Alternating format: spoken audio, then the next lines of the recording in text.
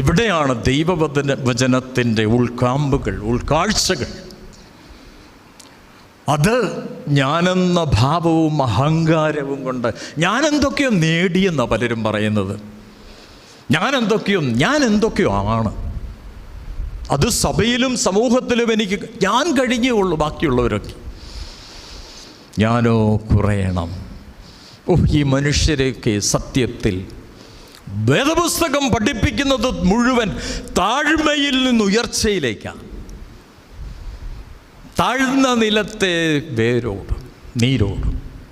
എപ്പോഴും താഴ്മയുടെ ഒരു അനുഭവം നാം വരും തലമുറയ്ക്കും പകരുവാൻ തക്കവണ്ണം. ചിലരെയൊക്കെ ഞാനത് ദീർഘിപ്പിക്കുന്നില്ല, സമയപരിമിതികളുണ്ട്. എങ്കിലും ഈ മനുഷ്യൻ 3 കാര്യങ്ങൾ നമ്മെ ബോധ്യപ്പെടുത്തുന്നുണ്ട്. ഒന്ന്, അവനവനെ തിരിച്ചറിയുന്നൊരവസ്ഥ.